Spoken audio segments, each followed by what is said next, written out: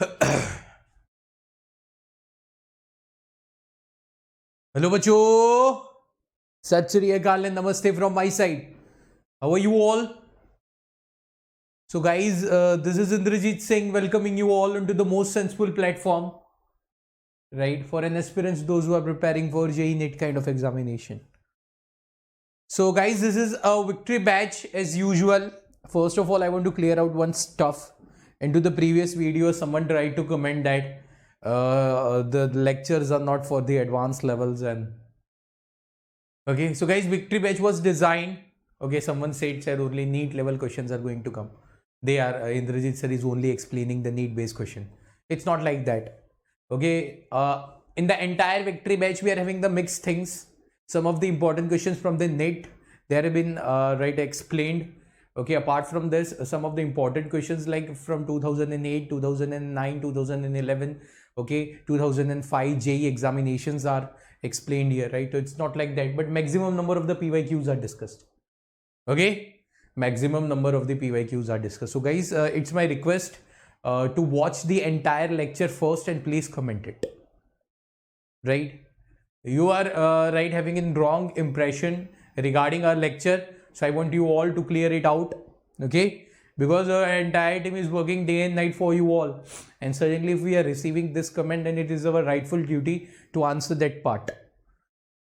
Okay, so it's not a matter, right? It's not in a harsh thing. It was just about a small misconception that needs to be cleared up, right? And I did that part. Okay guys, let's move back.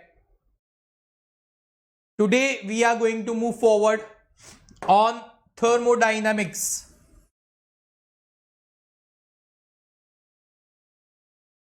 Thermodynamics, what actual thermodynamics is all about, right? What actual thermodynamics is all about. Yesterday, into the previous video, we moved on to the heat transfer, in which we did the modes of the heat transfer, and after that, the modes of the heat transfer. We moved on to the basic things like specific heat, latent heat, temperature versus time graph, temperature scales, the cases of the faulty thermometer, and all of those things we did. Okay, so I think it is important. It was important to all of those to do. Okay, but this chapter is quite different. Previous chapter was how the solids were reacting when thermal energies were applied to it. This chapter is all about using all of those thermal energies, how we can do the work, okay, how we are getting work as an output, or how the reverse phenomena right to the nature is possible. So this chapter is as usual small, and obviously the kinetic theory of gases are having some chit-put theories that we are going to discuss into the same part only, right? So shall we begin? The chapter starts with the very basic definition of the equilibrium. Okay, it starts with the basic definition. The condition of a system when neither its state of motion nor internal energy tends to change with respect to time.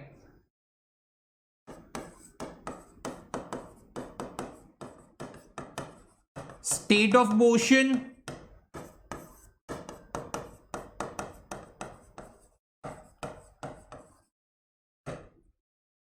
nor internal energy. This is not about the thermal equilibrium. This is not even about the thermodynamic equilibrium, nor we are discussing the chemical equilibrium. No, just a simple and the technical definition of the equilibrium. The chapter starts with the equilibrium.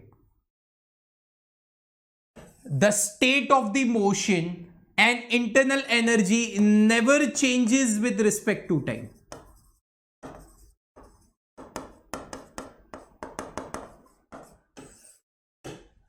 The state of motion is classified into the different ways, and on basis of that, further equilibrium is classified.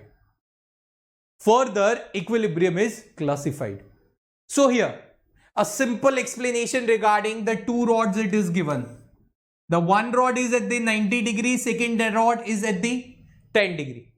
Okay, as because of the temperature difference into the previous lecture, right, we saw as because of the temperature difference, heat flows. Heat always flows from the higher temperature to the lower temperature. Heat always flows from the higher temperature to the lower one. Okay.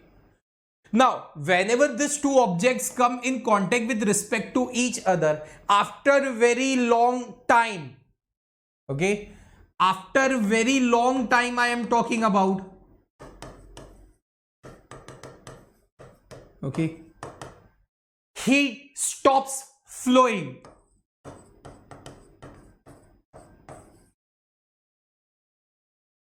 It means something has attained, that is equilibrium. I can't bound the definition of the equilibrium as the stoppage of heat flow. Wrong. It would be completely wrong. If I am saying that if heat flows, right, whatever the amount of the heat that is flowing, it has been stopped. Okay, I must say, right, I am delivering something wrong. Okay, I must say I'm delivering something wrong. I can't define that part, that equilibrium is something when heat stops flowing. No. Here we are talking about the 2 points. Whenever these two bodies come into the contact with respect to each other, they are having some temperature difference. As because of the temperature difference, the heat flows. Right? Now there is always a change in internal configuration of the system. The object is that is at the higher temperature obviously is going to release some heat, and that the lower one, the object that is at the lower one is going to accept some part or gain some part. So in that case, there is always the change into the internal energy, right, when heat is flowing. Okay, change into the internal energy when the heat is flowing. So in that case, when this change of internal energy stops, the equilibrium is attained. Okay, the state of motion we are going to define into the later part, while right with the classifications of the equilibrium. So internal energy. Okay. Let's not waste time much on this, on the equilibrium, but directly we are going to move on to the types of the equilibrium, and one figure is there in front. We are going to discuss that part into the detail. What does it states? One side we are having the system that is at the higher temperature. Second side, that is a system we are having the lower temperature. Systems can be of anything. Either two solid objects are reacting, okay, are in contact with each other, not reacting, they are in contact with respect to each other, and that is it, there exists a temperature difference between them. If there exists a temperature difference, then there is a possibility for equilibrium, right, to get attained into it. Suppose if I am changing this to solid bodies or the metal rods into the liquid, then there is a possibility of the chemical equilibrium. Suppose if the same thing is happening, right, in terms of the motion of an object, then it comes the mechanical equilibrium. So here into the previous definition, the state of a motion is generally for the mechanical equilibrium, and the internal energy is with respect to all. So what is an actual classification of the equilibrium? So for that we are going to see these three definitions. The first one, thermal equilibrium.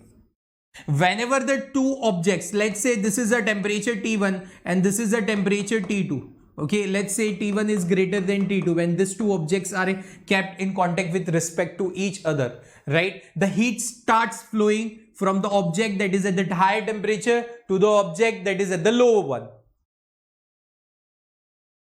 So in this case, what happens, right? In this case, what happens, right? T1 is greater than T2. Now, after some amount of the time, one balance situation is obtained. That balance situation, it is known as, okay, where the temperature of the two bodies, right, reached to the final stage, right, when the temperature of the two bodies are balanced, right, and heat stops flowing. This kind of the situation, if it is attained, then I must say the system is in thermal equilibrium.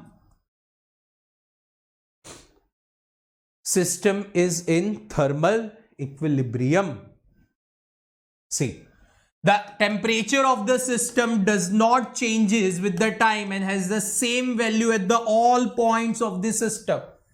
After some amount of the time, temperature of the two, one at the higher temperature loses its heat, one at the lower temperature gains some. So after some amount of the time, they both are going to be at the same temperature. That is a temperature mixture, or another technical term is there. We are going to define it later.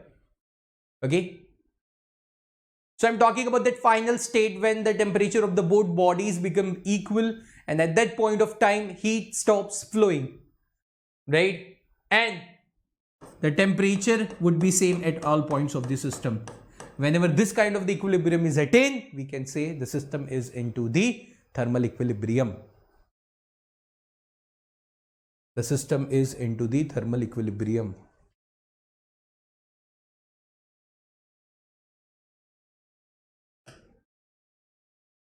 The second definition, mechanical equilibrium. Generally, this is kind of the right when the mechanical forces are acting on the system. Okay, the exact definition of the mechanical equilibrium we have seen into the chapters of Newton's law of motion and this the rotational motion. Okay, two types of the equilibrium we have seen. The first one was the equilibrium for the translational motion, and second was the equilibrium for the rotational motion. On one side, we were having the summation of all forces as 0. On the another side, we were having the summation of the all net torques as 0. Or summation of all torques, that is net torque as 0. There are no unbalanced forces within the system or between the surrounding. The pressure in the system is same at all points and does not change with respect to time. No unbalanced forces. This defines the state of the equilibrium. And if, see, there are two possibilities. Either the forces are not acting, and if they are right, then they are getting balanced. They are getting balanced. So this was the second definition of the mechanical equilibrium. The third is regarding the chemical equilibrium. When two mixtures, liquids, the fluids are mixed, right, then there is a chemical reaction taking place in between them. After some amount of the time, right, slowly, if the reaction, whatever that is taking on, gets slower down or gets stops, it means there is no chemical reaction between two. That state, it is defined as the chemical equilibrium. And whenever these three states are attained simultaneously into the system, like thermal, mechanical and thermodynamic, thermal, mechanical and chemical, when this of the three equilibriums are attained simultaneously, then the system is said to be into the thermodynamic equilibrium. In all kind of the equilibrium, the state variables are involved, and the physical quantities like the pressure, volume and temperature with the work done plays the pivot role into the derivations of all of those processes into this chapter.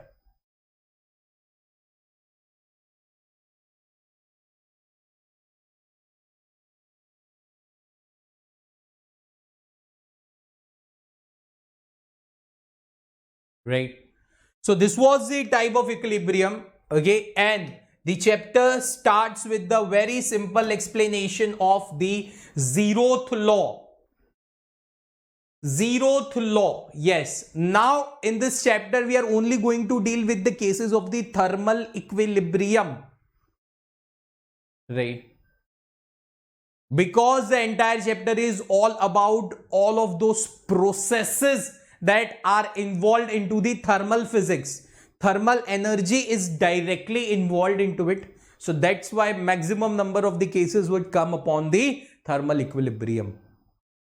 Now, basically this chapter starts with the equilibrium, some of the definitions, some of the basic definitions, and okay, some of the resources directly starts with zeroth law.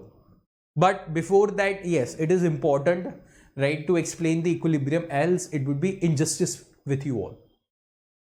Zeroth law of thermodynamics. What does it states? The most important part is zeroth law of thermodynamics, first law, right, graph, and the work done for the all kind of the processes.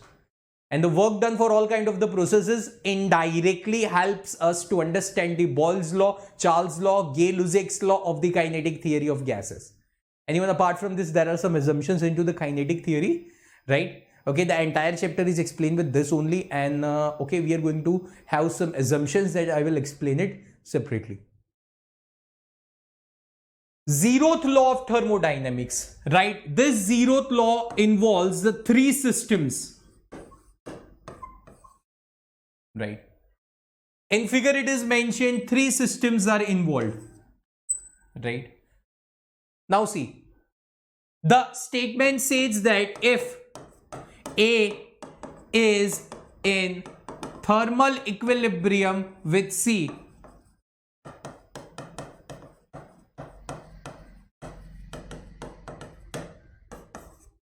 if A is in thermal equilibrium with C. Second statement, if B is in thermal equilibrium with C,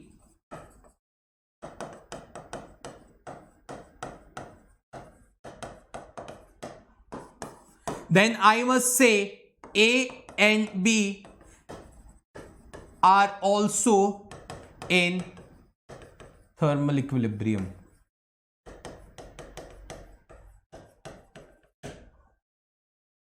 The representation of the zeroth law into the mathematical form is quite simple, right? If A is equal to B, or you can say A is equal to C, B is equal to C, then A is equal to B,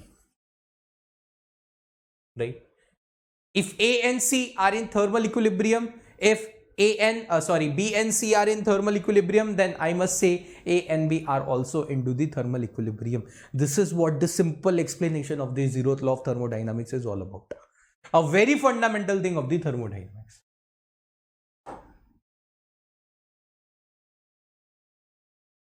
Thermodynamic processes, right? Entire chapter is all about the four thermodynamic processes, the respective work done, the respective first law, the association of this with the first law, and these are only the explanation of the, right? These are only the explanations of the assumptions of the kinetic theory of the gases and the laws involved into it, like Charles' law, Boyle's law, and Gay-Lussac's law, right?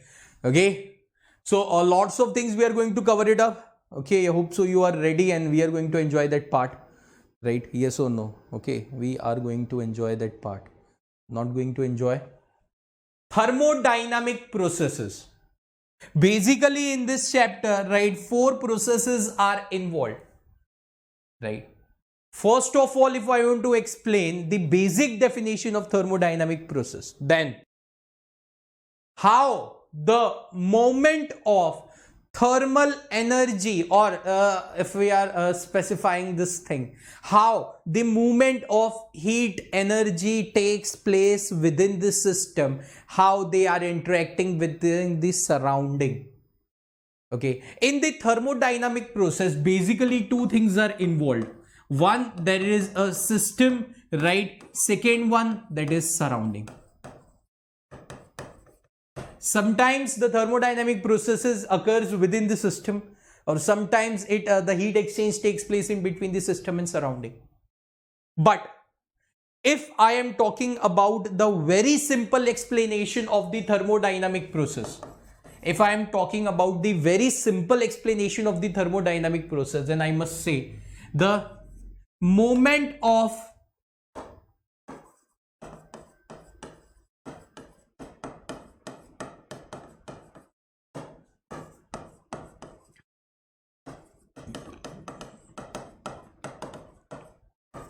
the movement of heat energy within the system, movement of heat energy within the system is going to help us, right, in classifying. This is C, right, analysis of, I'm sorry,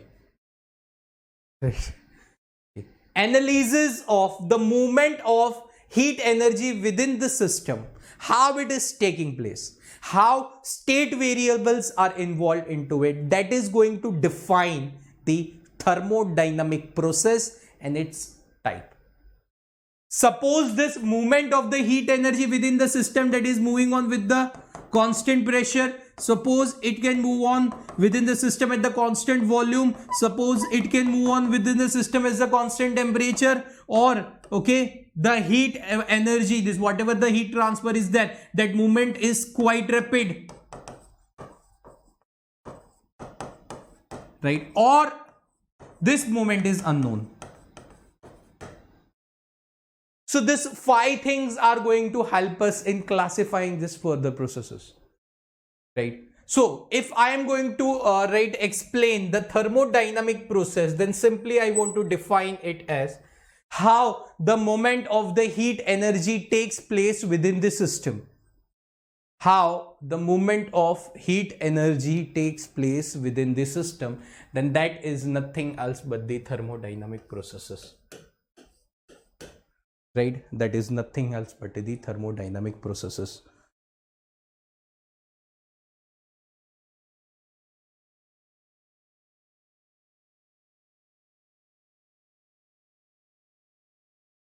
Okay, so this was a basic explanation regarding the thermodynamic processes, right? On basis of this 5 terms, these are the 5 ways through which the movement of the heat energy takes place within the system. And on basis of this, we are going to identify the each and every process and the respective work done. Okay, now let's move on to the first process, right? That is isothermal process. If the movement of the heat energy takes place within the system at the constant temperature,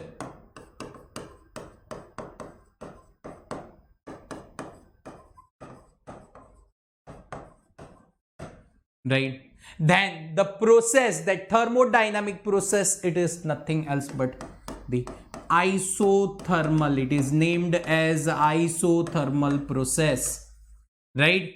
It is named as the isothermal process, right? The process, the thermodynamic process in which the movement of the heat energy takes place at the constant temperature. It is nothing else,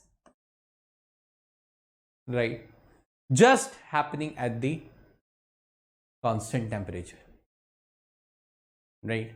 Now isothermal process, right, whatever the moment of the, see, if in within the system heat energy is having the movement at the constant temperature, then according to the first law of thermodynamics, obviously some amount of the work is done. According to the first law of thermodynamics, definitely some amount of the work is to be done. How we are going to define that work? How we are going to define that work? Simply, right, see, whatever here in this case the thermal energy is involved. So whenever the work is done, right, with respect to the thermal energy, right, it is not a work done by the constant force. Okay, it is not a work done by the constant force. Rather than that, it is, we can simply define it as work done by the variable force.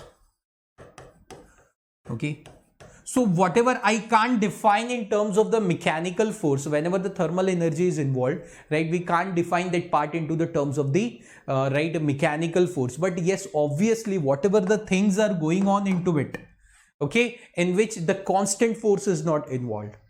Why? Because the rate of the flow of the heat, okay, for the specific path of an object is not exactly, we are not exactly able to define that part. It would be quite difficult. So if things are going on to the constant temperature, then according to the ideal gas equation, PV is equal to nRT. So if the isothermal process occurs at the constant temperature, then can I say PV that is equivalent to constant? This is the equation of the isothermal processes in which pressure is inversely proportional to volume. Pressure is inversely proportional to volume. How we are going to say that part? This is pressure, this is volume.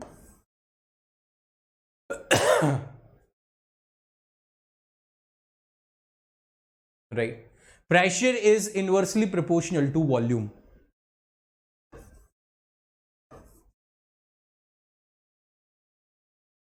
Okay, pressure is inversely proportional to volume, the first part of it. Suppose if you want to draw, right, the PT graph, right, okay, then temperature is constant, pressure may rise or pressure may lower down. With respect to this, you can even draw the VT graph, right, because things are occurring at the constant temperature.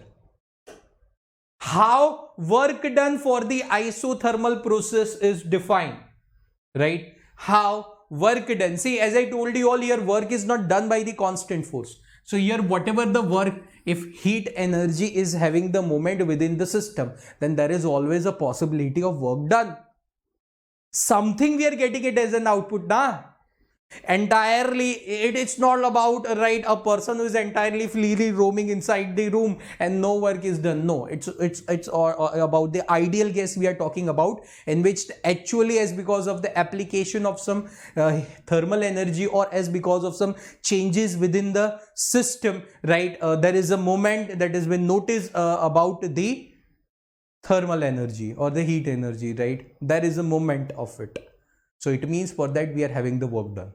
And that work done, it is defined as integration of P dV. Why I use that? Because here the state variables are involved.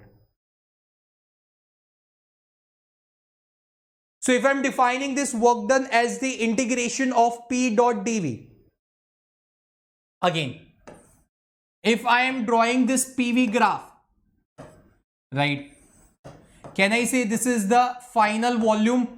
Can I say this is the initial volume? Can I say this is the initial pressure? Can I say, right, this is as the final pressure?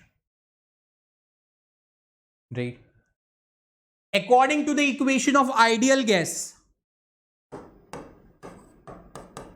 according to ideal gas equation,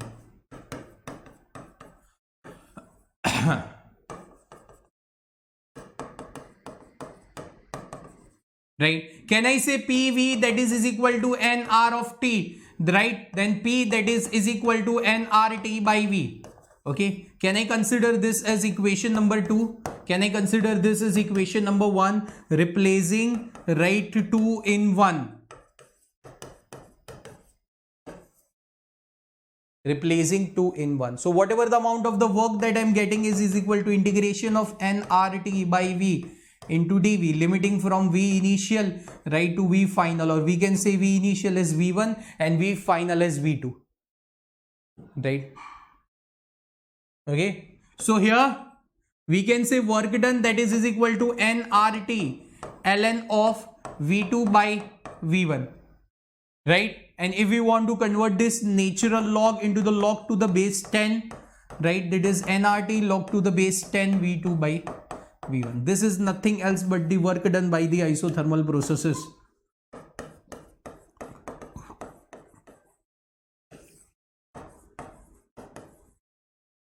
Whenever the moment of the heat energy within the system is taking place at the constant temperature, then within the system whatever about the work, whatever amount of the work is done can be explained by this equation, can be represented through this equation. Mark my words. So whenever the isothermal process is involved, right, work done within the system is explained by this phenomena. Right, work done within the system is explained by this phenomena.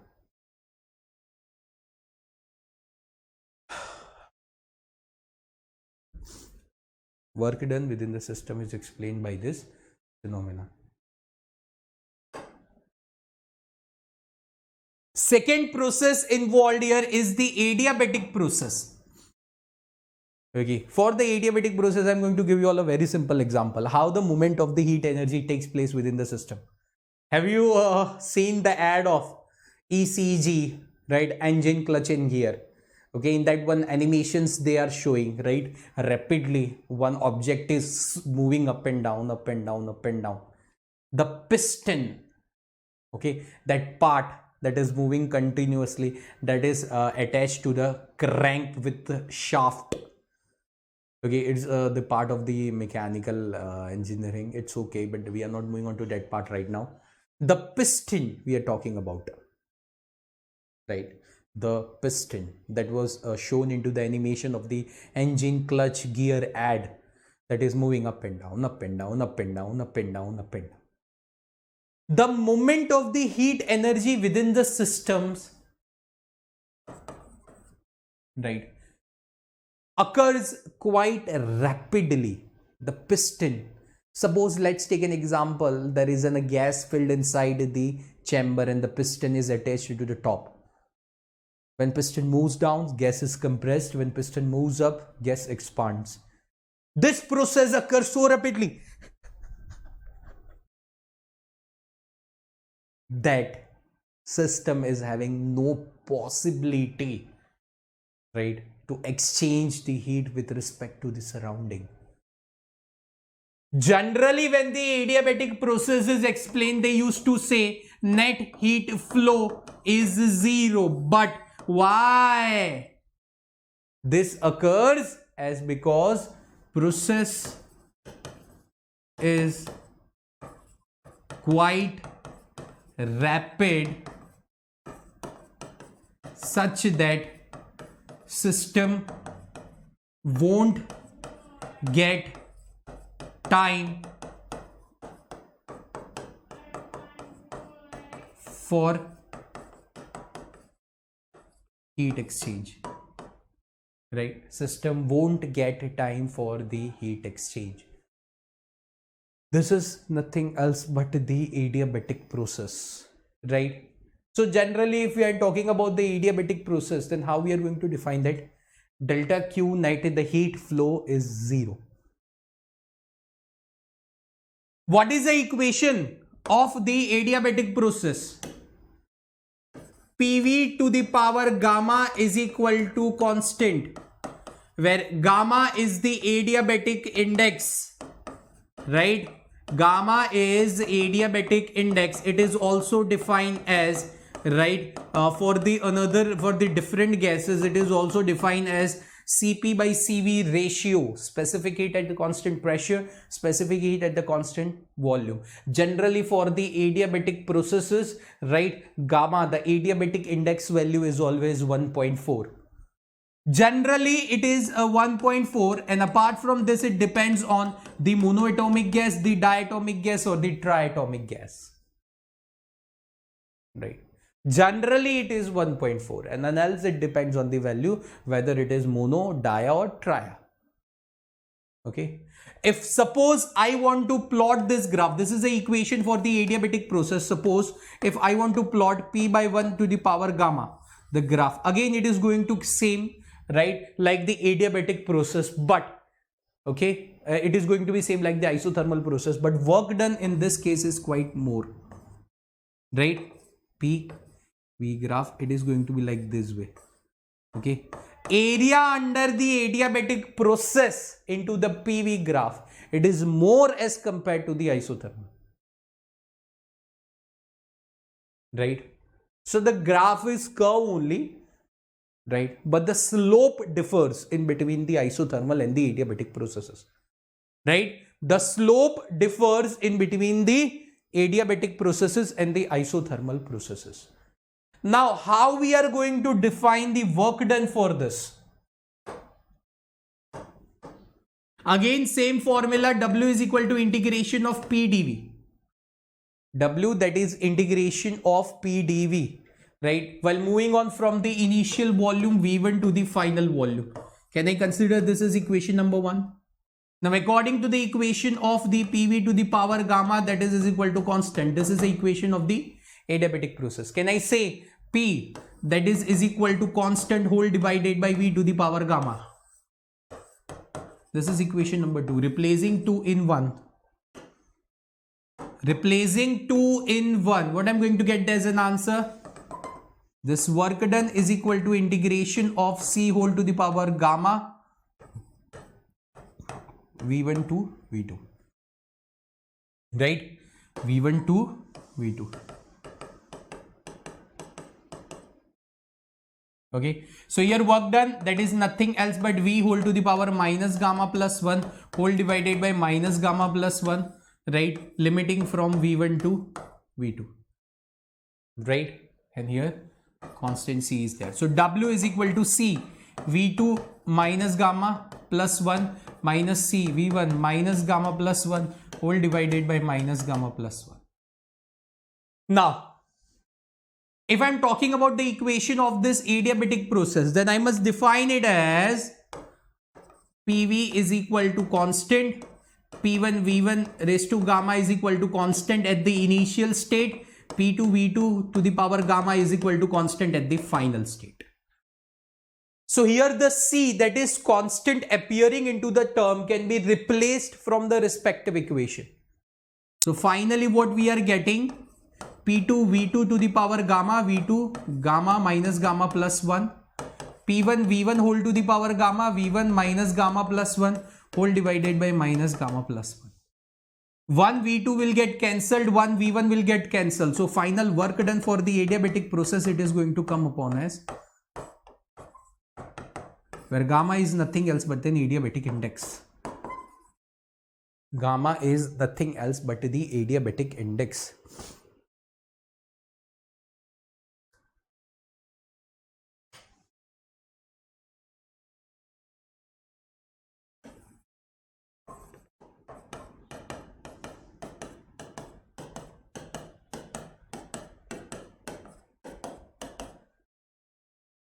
Right? So this is the equation. So whatever the movement of the heat energy that is take place within the system, if it is quite rapid, then whatever amount of the work is done, it can be explained, it can be expressed through this equation.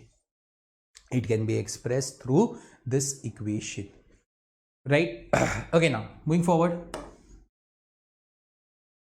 So this was the adiabatic process, the second thermodynamic process. Now let's move on to the third thermodynamic process, that is an isochoric process.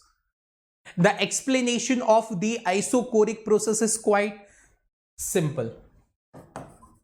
Moment of heat energy within the system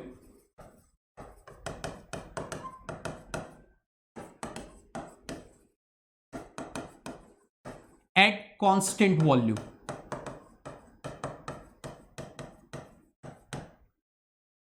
Volume is constant. It means that P is directly proportional to temperature. And if we want to plot the pressure versus temperature graph, then it is a straight line. Right? Then it is the straight line.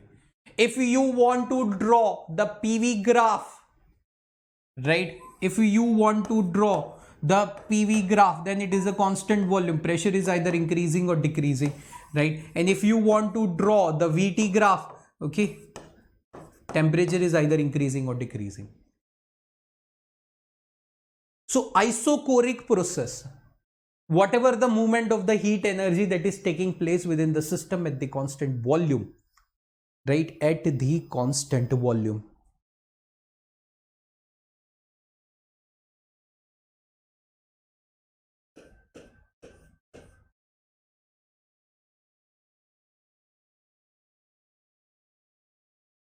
Right? Okay. Isochoric process. Now how work is done defined. There is no specific formula of the work done. Simply work done, that is equal to integration of P dV moving on from V1 to V2. So this is P, right, V2 minus V1, but whatever the things that are going on at the constant volume. So here work done into the isochoric process, right, it is completely zero. Okay, work done into the isochoric process is completely zero. Okay, work done into the isochoric process is completely zero. The last, okay, isobaric process, the last type of the process, whatever the movement of the heat energy that is taking place at the constant pressure, moment of heat energy, right, that takes place at within the system at a constant pressure, right, it means here V is directly proportional to temperature. V1 by T1, that is equivalent to V2 by T2, and that is nothing else but the constant. right? If you want to plot the V versus T graph, then it is going to be straight line. If you want to draw the P versus V graph, then it is going to be the straight line, either volume is increasing or decreasing.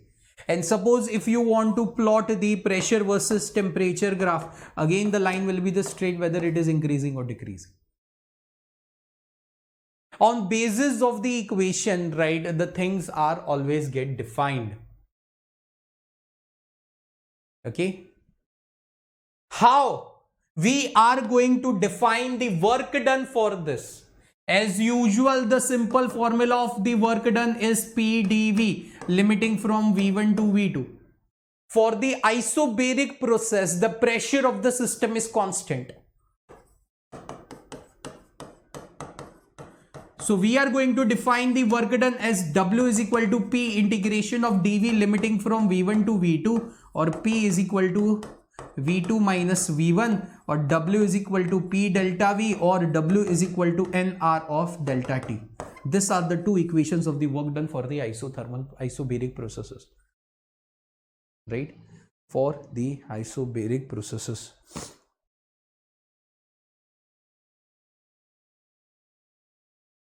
So this was all about the thermodynamic processes, right?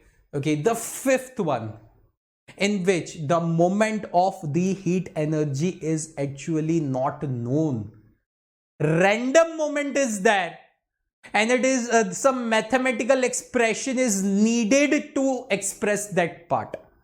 Okay, that process is nothing else but the polytropic process, and this polytropic process is a generalized form that explains all kind of processes. Polytropic process is defined as PV to the power n is equal to constant, where n is nothing else but the polytropic index. Sorry for that, guys. N is nothing else but the polytropic index, right? Right? Sorry for this. Okay. N is nothing else but the polytropic index. If N value we are having 0, then this process would occur at the constant pressure. Then this is defined as isobaric process. Okay, I told you it is a generalized form. Then how it is happening? Right? How? It is an important stuff. N is equal to 0. Second, if N that is equal to 1, then I must say PV is equal to constant. Then this phenomenon is nothing else but the isothermal process. Right?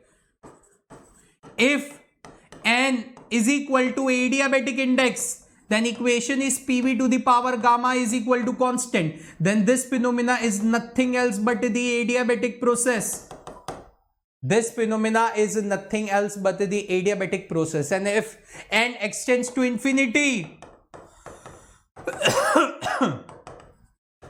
PV to the infinity is equal to constant, then it is the constant volume process. Isochoric. So this is how I must say, okay, the explanation of the polytropic process through this 4 is quite easy. It doesn't mean that polytropic process is only limited up to this values. This is also the polytropic process. This is also the polytropic process. This is also the polytropic process. Then what are these different numbers? The moment of the heat energy within the system, if it is defined by these 4 things, then it is known to us. Else, if we are having any another random moment within the system, then it is defined by the polytropic processes with the different values of the n. For that, we are having one respective mathematical expression. For that, we are having respective mathematical expression. Analysis. What does it states? analysis, what does it state? Simply, work done P dV, right? Work done P dV, right? Sorry for this. Okay, so it is moving on from V1 to V2. The phenomena is quite same, right? It is C whole to the power V to the power N, that is dV. Moving on from V1 to V2. So this is equal to V2 minus N plus 1 minus V1 minus N plus 1 into C whole divided by minus N plus 1. So if we are resolving it further, so I am going to get the equation of the work done as P1 V1 minus P2 V2. Right? So whenever the polytropic process, the thermodynamic process is going on, its work done within the system is represented by this equation. Work done within the system is represented by this equation. Yes or no, guys?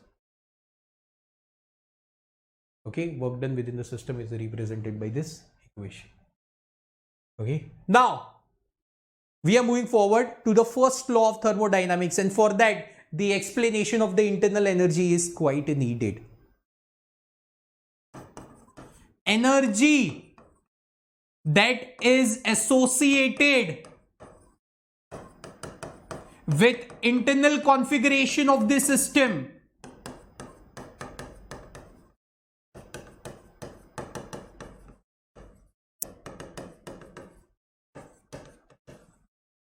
energy that is associated with the internal configuration of the system, with the randomness of the molecules inside the it, right? That is defined as the internal energy, and the formula of internal energy is NCV delta T. With the definition of the internal energy, some of the important terms regarding the assumptions regarding the kinetic theory of the gases are needed. If we are talking about the randomness of the molecules, there are some assumptions, right? All molecules present inside the gas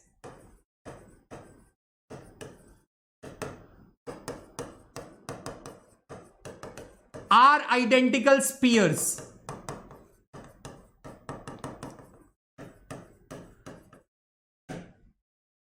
Whatever this false, identical spheres of the identical shape and size. Collision in between them and with the container are elastic. Whatever the collision between the molecules and within the containers that are moving on, they are completely elastic, right? They are completely elastic. They are rigid. Volume of spheres is quite negligible as compared to the volume of gas. The speed that is associated with this, the speed that is associated with this kind of the molecules, right? Basically we have to deal with the three kind of the speed. The first one, that is RMS speed. The second one, that is an average speed, right? The third one, that is a most probable speed, right? These three speeds are associated with the molecules that are present inside the gas. RMS speed is nothing else but the root mean square, right, of the speed of the all molecules, right? Root mean square of the speed of the all molecules, that is nothing else but the under root of 3 RT by M, right? Under root of 3 RT by M. The first one is the VRMS speed. Now the second one is nothing else but the first one is root mean square speed. The second is the average speed. Average speed is nothing else, right, but the arithmetic mean of the all speeds. Arithmetic mean of the all speeds whole divided by N. And generally it is defined as under root of 8p by rho. Most probable speed. the speed that is acquired by maximum number of the molecules inside the gas.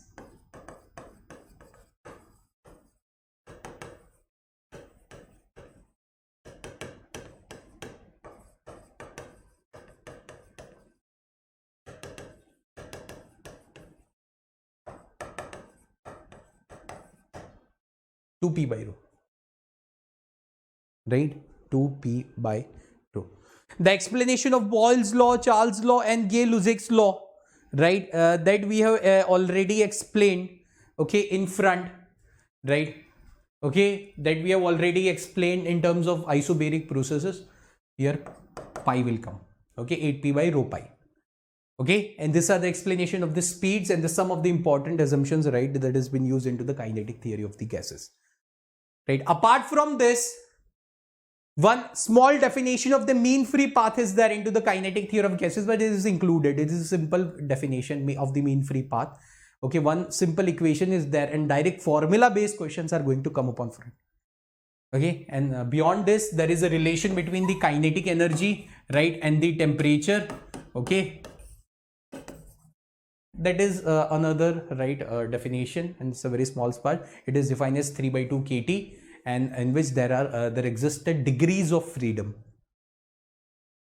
If I'm talking about the degrees of freedom, before moving on to the first law of thermodynamics, this much things are quite important, and then we are going to understand this part. Degrees of freedom, the orientations, the way molecule can perform the orientations and can displace, defines the degrees of freedom of the gases.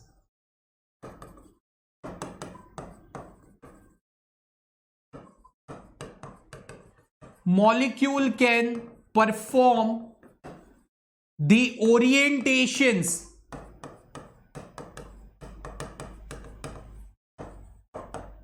right, the way molecule can perform the orientations, right, the way molecule can perform the orientations, right, then this is, and the basis of the displacement, okay, degrees of freedoms are defined.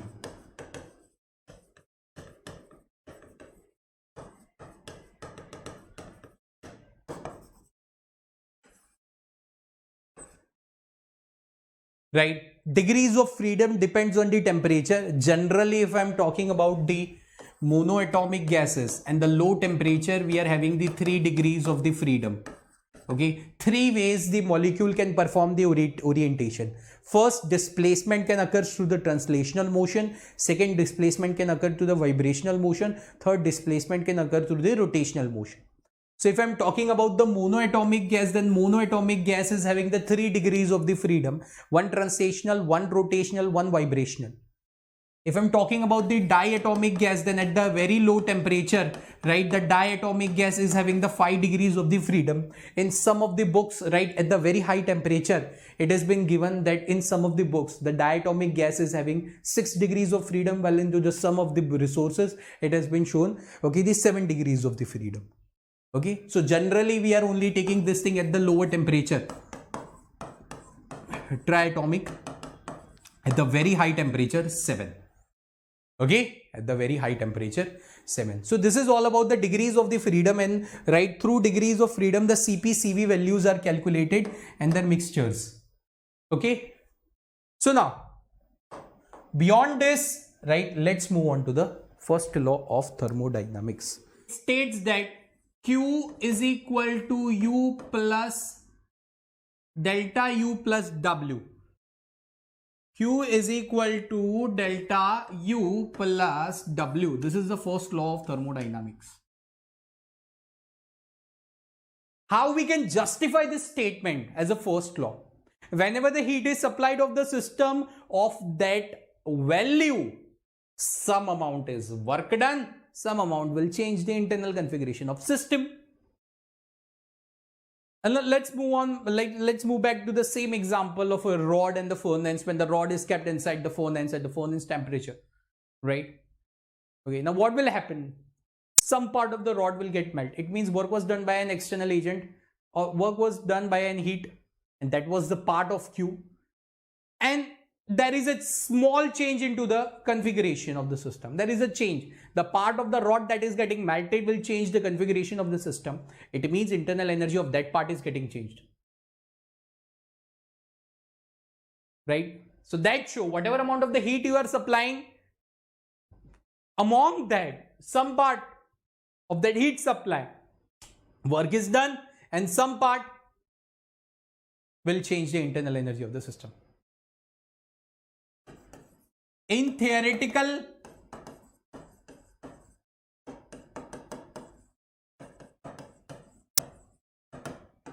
no loss is considered.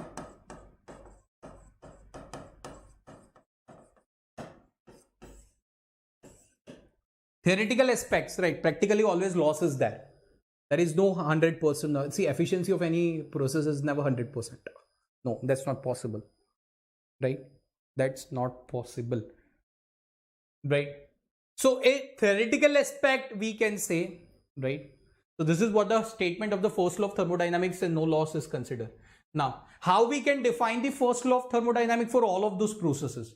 See, if I want to write down this equation, right, then we can write this Q as NCP delta T, delta U as NCV delta T, and work done, right, it completely depends whether it is nRT, right, whether it is the area under the graph, lots of things are there, right? So through this we are going to define this first law of thermodynamics for all processes. First, isothermal process.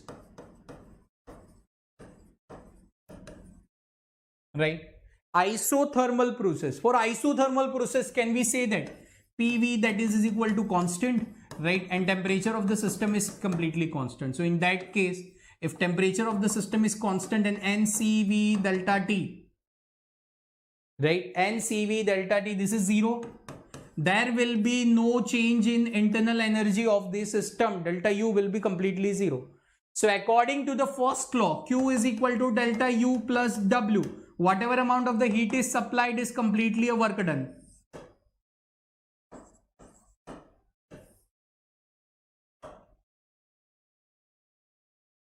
For adiabatic process,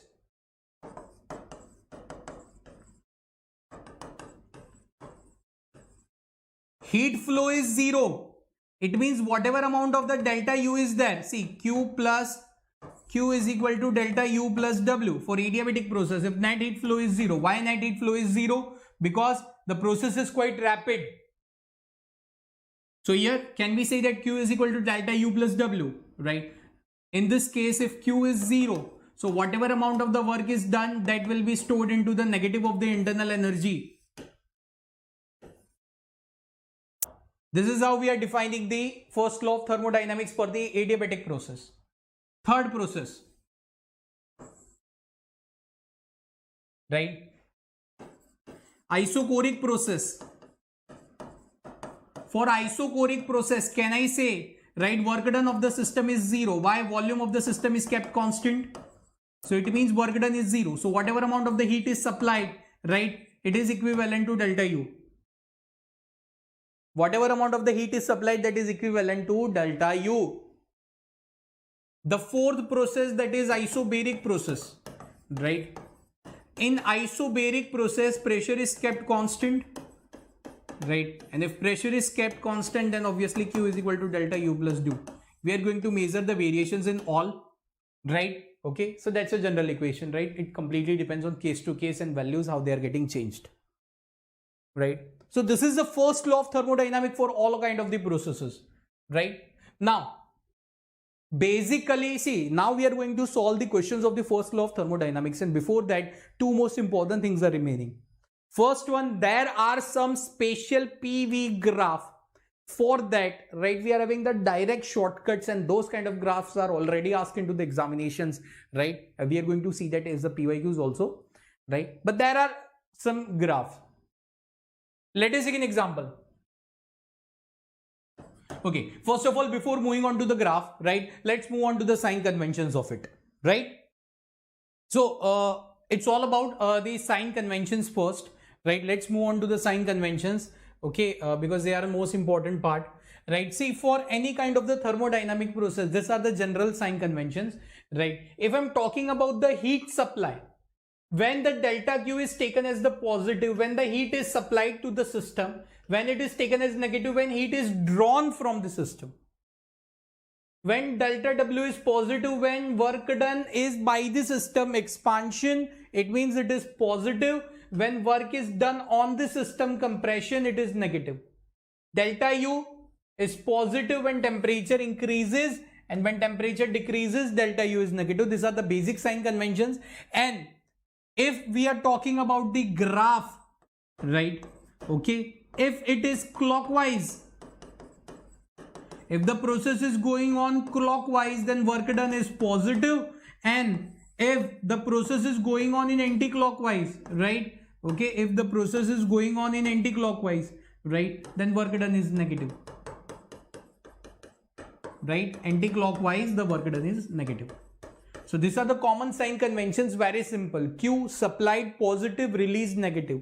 Work done by the system on the system, by the system positive, on the system negative, right? Third one, temperature increases, delta U positive, temperature decreases, delta U negative, right? For graph, we are having like this way. See, now we are having the spatial graph. Suppose if I am talking about one PV graph,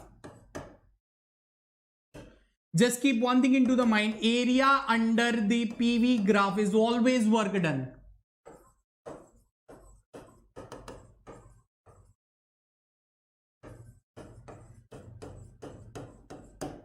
Area under PV graph is always work done. Suppose this kind of graph is there. This is an initial volume of the system V1. This is an final volume of the system V2. This is the initial pressure of the system P1. This is the final pressure of the system P2. If this kind of the system is there, then here we are having the direct formula of the work done, that is equal to pi by 4, right? V1 minus V2 whole divided by RA into P1 minus P2. This is a direct formula of the work done, right? Now further it depends on expansion or the compression. It's okay, right? So this is a direct formula of the work done. So this is the first spatial case. Suppose if we want to move on for the second spatial case, right? If PV graph is mentioned like this way, right? If it is in rectangle, okay, then this is V1, this is V2, this is P1, this is P2, right? So in this, work done directly can be given as, right, V1 minus V2, right, into P1 minus P2. We are having a direct formula for this, right? Area under the PV graph. Now if I'm talking about the third kind of the graph, right, because this kind of the questions, right, are going to come. Suppose the graph is like this way, right? This is a PV graph, right, and this is V2, and this is V1, this is P1, and this is P2. So in this case, work done can be given as half, right, P1 minus P2 into V1 minus P2, right? This is the formula of the work done. So for this, see, three spatial graphs are there, and for this three spatial graphs, right, okay, we are having the three different values of the work done. Suppose if graph is non-uniform, we are not having any kind of symmetrical structure in front, then for all kind of the graph, right, okay, for the remaining graph, the area can be calculated by using the integration. dW is equal to PdV, right? By using this, right, we can calculate this area. Okay, so these are the so this is the first law of thermodynamics. First of all, we moved on to the definition of internal energy, then we moved on to the first law, then first law for all processes, PV graph, some of the spatial PV graphs, sign conventions. Now let's move on to the sum of the sums related to the first law of thermodynamics, and after that we will move on to the second law and the Carnot cycle and their respective efficiencies, right? A system is taken, see, system is taken from A to C. A is initial state, C is final state. A is initial state, C is final state. Two paths. This is path 1, this is path 2. The internal energy at A is this, okay, along the path ADC, along the path 1, right? If I'm talking about the path 1, then we are having dq of 1 that is equivalent to 50 joule, right? The amount of the work done dw1 that is equivalent to 20 joule, right? Whereas along the path ABC, if we are talking about the path 2, right? If we are talking about the path 2, right? Okay, then dq2 value is 36 joule, right? Then amount of the work done into the path 2 is equal to how much? Very simple case.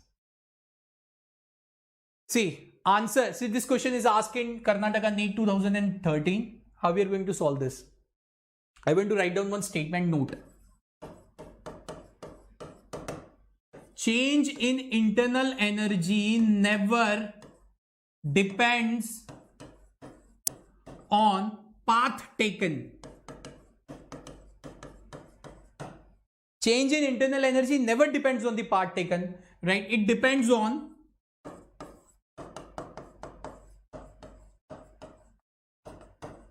initial and final temperatures. It only depends on initial and final temperatures.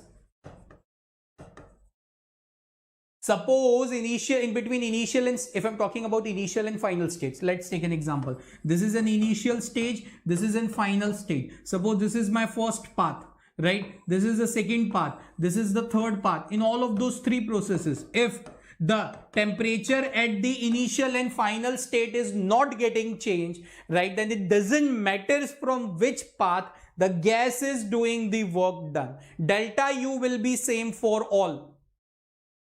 Suppose this is a process 1, this is process 2, this is process 3, then delta U will be same for all. Same in this case. Initial stage is A, final stage is C. So temperature at A and C are going to be same. So from whatever path you will move on, the gas will undergo this process from whatever path, right? Delta U is going to be same for all. So applying the first law of thermodynamics, applying according to the first law, can I say for path ADC, right, dq1 that is equal to du plus dw1. What is the value of dq1? 50 and 20. So can I say this is 50 joule and this is du plus 20 joule. So value of the change in internal energy that is equivalent to 30 joule. Now du will be same for the process ADC, for the process ABC, for both of these processes, right? For both of these processes, this is going to be same. So in that case, what will happen, right? So in this case, right, what will happen? A very simple thing, right? Du, that is again applying the first law. So it's dq2, that is du plus dw2. This is 36 joule. Change in internal energy is 30 joule plus dw2. So final we are getting dw2 that is equivalent to 6 joule. And this is the perfect answer for this specific question. Applied first law of thermodynamics is applied. This question is asking Karnataka NEET 2013. We are going to see more than 10 sums and lots of variations are going to come, right? Lots of variations are going to come and you're really going to enjoy. In all of those sums, right, based on the first law and this concept, right, lots of variations are going to come. The internal energy change in a system that has absorbed 2 kilocalorie of the heat and 500 joule of work. Heat absorbed 2 kilocalorie, 2 into 10 to the power 3 calorie. Now both are not in same unit system. One it is in joule, second it is in calorie. Can I convert? See, 1 calorie that is equal to 4.2 joule. So here Q that is equal to 2 into 4.2 into 10 to the power 3 joule. So it is 8400 joule. Total amount of the heat absorbed by the system is 8400 joule. Now 500 joule of work is done.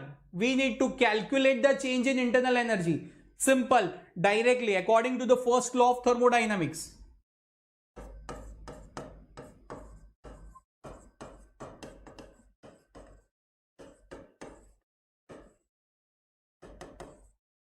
right? Q is equal to delta U plus W. What is a Q? 8400. Delta U we need to calculate. What is W? Given into the question, 500 joules, right? So delta U, that is equal to 7900 joule. C is the perfect answer. This much amount of the internal energy change will occur, right? This much amount of the internal energy change will occur. Simple. 110 joule of heat is added to the gaseous system. How much amount of the heat is added? 110 joule. Very simple. Change in internal energy is 40 joule. Delta U, that is equal to 40 joule, right? Then the amount of the external work done is, according to, we need to calculate the work done according to first law of thermodynamics, right? According to first law of thermodynamics, right? We are having Q is equal to delta U plus W, right? We need to calculate the work done, that is Q minus delta U, that is 110 minus 40. We are having work done that is equivalent to 70 joule. This is an external work done by the system. B is the perfect answer for this specific question. Simple. We are applying the first law of thermodynamics. First law is of the thermodynamics is the consequences of conservation of energy. Basically, we are having only 4 laws, right? The law of conservation of energy, law of conservation of charge, law of conservation of linear momentum, and law of conservation of angular momentum. Indirectly, right? Okay, we are not moving on to that statement, but just keep one thing into the mind. The first law of thermodynamics is nothing else but a conservation of energy. You can see this statement, na? We are dealing with different forms of energy. And why it is a consequence, right? Energy of system plus surrounding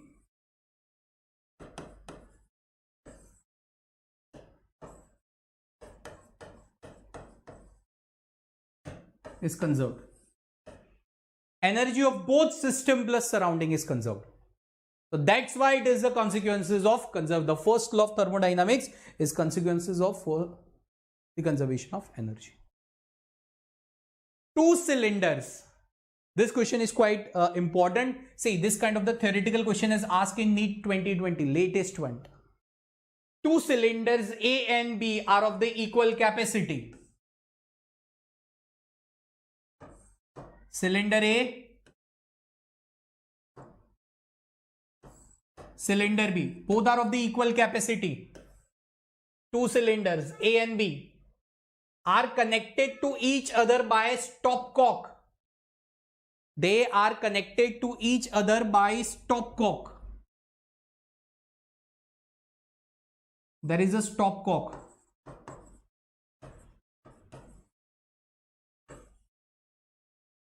Right? Entire system is thermally insulated.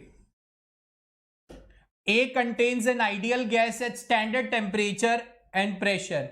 B is completely evacuated. A contains the ideal gas, right? B is completely evacuated. Both, the entire system is thermally insulated. The stopcock is suddenly opened, then what will happen? Guys, 2 cylinders, 1, 2 connected by this stopcock. One contains the ideal gas, second is completely evacuated. We are opening the stopcock. Just keep thinking this thing into the mind that all the walls are thermally insulated. Thermally insulated, it means what? No net heat flow is there. It means what? This will be the quite rapid process, right? Quite a rapid process, and it is an adiabatic. Thermally insulated, no heat exchange from the system. And if you are opening this stopcock, right, the process will go on, right, quite in a very less amount of the time. So this phenomena, it is the adiabatic process. In which of the following process heat is neither observed? See, the same question but into the different way. In one NEET 2020 situation was given, right, and NEET 2019 it is directly asked. In which of the following processes heat is neither absorbed in the system neither released? I don't think so I need to tell upon all of those answers. It is nothing else but an adiabatic process. Right? Okay, here comes the very good question into the NEET 2018. It's really nice. Right? We are going to see some graph based question also. Lots of things we are going to discuss, right? Okay. See, the volume of a monoatomic gas varies with the temperature. Graph of a volume of a monoatomic gas. See, it is given. Monoatomic gas. Right. Now here comes the concept of degrees of freedom. Degrees of freedom you all are aware of. Degrees of freedom means in how many ways, right, a molecule can perform the orientation and can get displaced. This word displacement is important. Monoatomic gas, right? Okay, they are having the degrees of freedom 3. One rotational, one vibrational. Like that way, there are the 3, right? Okay. Transitional, yes, 3. Okay, 3 degrees of freedoms are there. 3 degrees of freedom. For diatomic gas, 5, at the higher temperature, 7. Right? In that much way, they can perform the orientations, right, and they can get displaced. So here, suppose if it is a monoatomic gas, see, there is a data. We have seen that, na, polytropic index, gamma, that is equal to Cp by Cv. Now, this thing you all are aware of, right, but I'm showing you all in a, right, a quick way. Suppose if I'm talking about the monoatomic gas, right, for monoatomic gas, right, we are having Cp. I'm sorry, Cv that is equal to 3 by 2 of R and Cp that is equal to 5 by 2 of R. For diatomic gas, right, Cv that is equal to 5 by 2 R, right, and Cp that is equal to 7 by 2 R. Generally these two are there. Apart from this, for triatomic gas, for we are having a linear and non-linear molecule. For one we are having 3R, 4R, right, and for one linear molecule, right, okay, another value is there.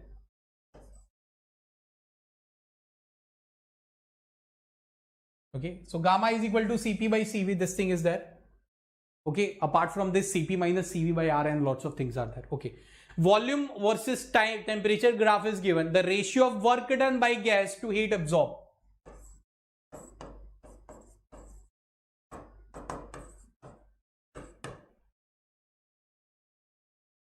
When it undergoes state change from A to B. Work done by heat according to the first law of thermodynamics.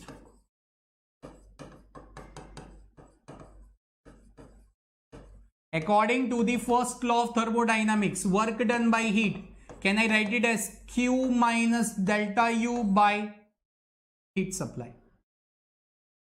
Right? Can we say this is NCP delta T minus NCV delta T whole divided by Q NCP delta T? Right? If I'm making these things right, W by H, that is equivalent to N.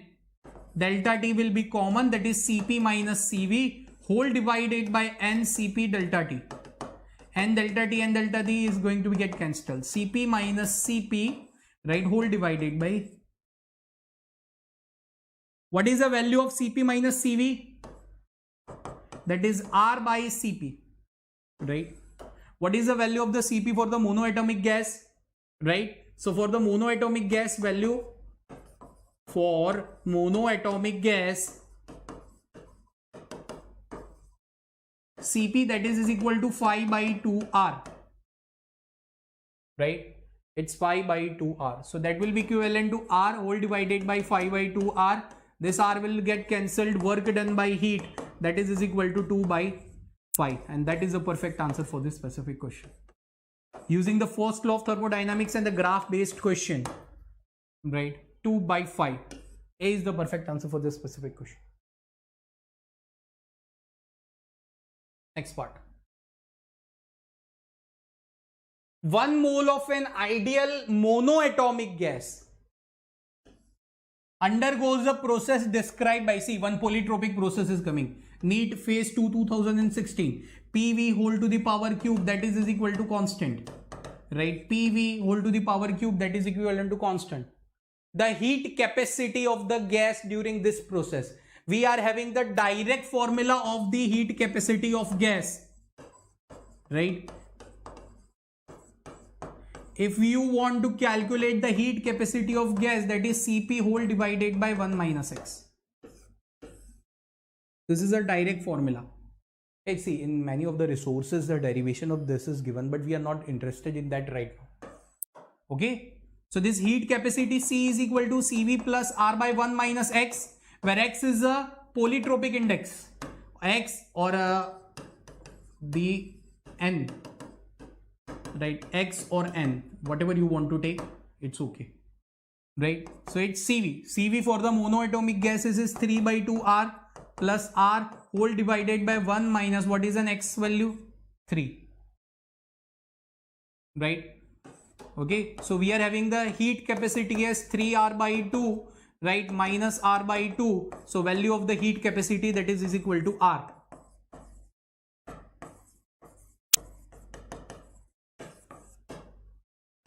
D is the perfect answer. You can see how much easy is the first law of thermodynamics and how these questions, right, how much easy questions are coming. Direct formula, some of might be logical, but rest are direct formula based. An ideal gas is compressed to initial, okay, an ideal gas is compressed to half of its initial volume. Initial volume V, final volume V by 2. Gas is compressed, this much data is given into the question, by means of several processes. Which of the process results the maximum work done? 5 type of processes are there, right? 4 type. Polytropic is the general one. 4 types: isothermal, baric, choric, and adiabatic. See, I'm going to show you one graph, PV graph. According to the first law of thermodynamics, if I'm talking about an isothermal process,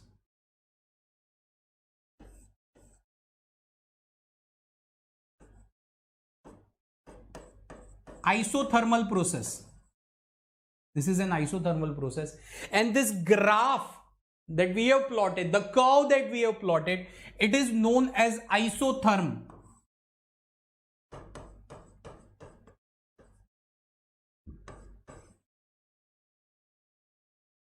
It is known as what? Isotherm.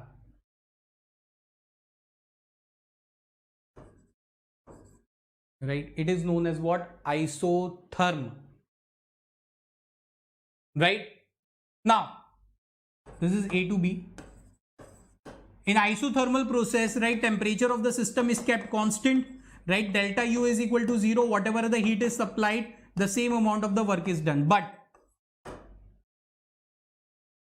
if I'm talking about the work done for the adiabatic process, right, it is more as compared to the isothermal process, right? Okay, area under the curve of adiabatic process is more as compared to area under the curve of adiabatic process is more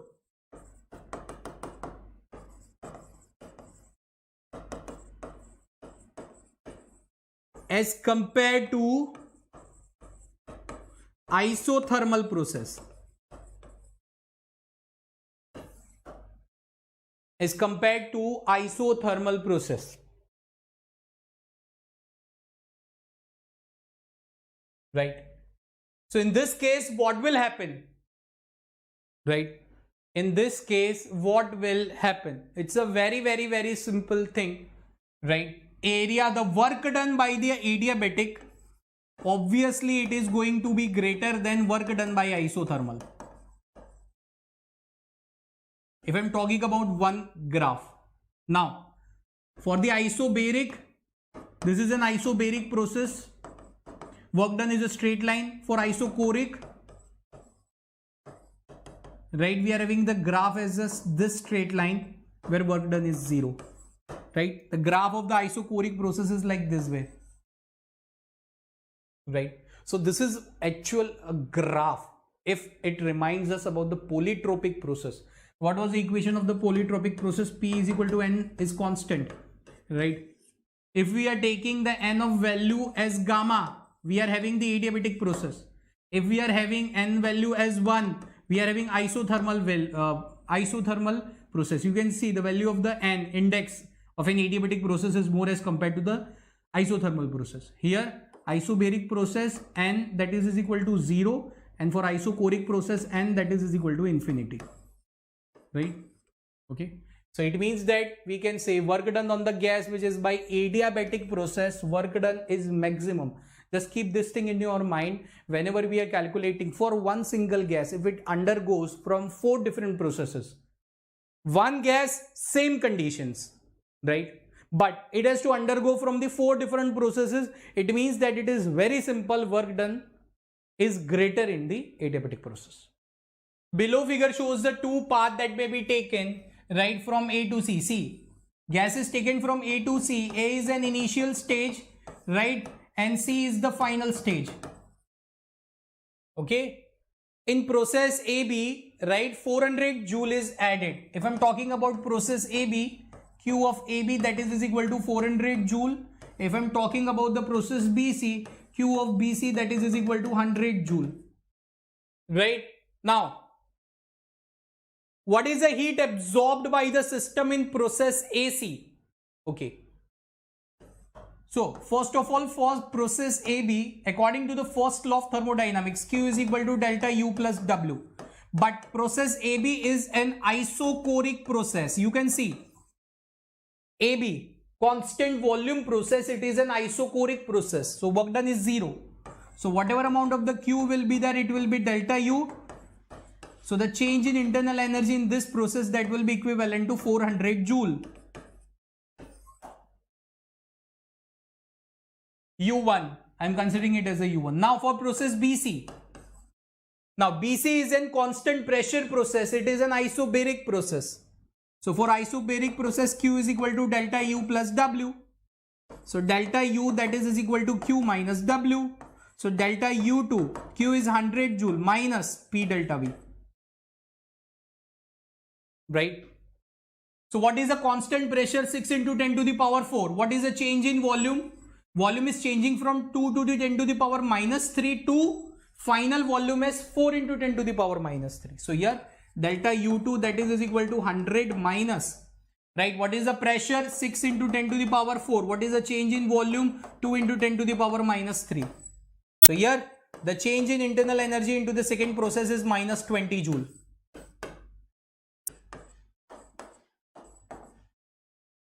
What is the resultant change in internal energy of the system? U1 plus U2. So that is equal to 400 minus 20. The change in resultant change into the energy of the system, that is equivalent to 380 joule. Right? 380 joule. Now what we need to calculate? We need to calculate the resultant heat of the AC. That is equal to change in internal energy plus work done by AC. Right? So QC that is equal to change in internal energy 380 plus work done by AC. Now what is work done under the AC process? Right? That is area. Right? Okay. This area can be divided into 2, half base into altitude and that rectangle. Okay. So we can resolve it as 380 plus area of the rectangle plus area of the triangle. So what will be the Q of AC? That is 380 plus what is an area of rectangle? 2 into, okay. So it's 2 into 10 to the power minus 3 plus 2 into 2 into 10 to the power 4. This is area of rectangle plus what is an area of triangle? That is half base into altitude. That is half, right, base. It is 2 into 10 to the power minus 3 into altitude. Altitude is 4 into 10 to the power 4. 4 into 10 to the power 4. Resolving this, we are getting the value of the Kc as 460 joule. I'm sorry. Right? This will be the final answer. Okay, 460 joule. A is the perfect answer. A monatomic gas at the pressure expands isothermally. Initial pressure P, V, expands isothermally to volume 2V. And then adiabatically to volume 16. Okay. First, isothermal process is going on, then adiabatic process. So at the end of the isothermal process, what is the pressure? P1 V1 is equal to P2 V2. See, first isothermal process is going on and then adiabatic process. Right? So isothermal process, P1 is P, volume is V. Final we need to calculate, and this is 2V. So final pressure, that is equal to P by 2. Now adiabatic process is going on. So for adiabatic process, can I say P1 V1 raised to gamma is equal to P2 V2 raised to gamma. P1 V1 dash, P2 V2 dash. Here P1 dash will be equivalent to P2. So it's P by 2, right? 2V whole to the power gamma, right? P2 dash we need to calculate, and final, that is 16V whole to the power gamma, right? So resolving this, we are getting P2 dash is equal to, right, P by 64. Okay, we are taking gamma value as 7 by 5.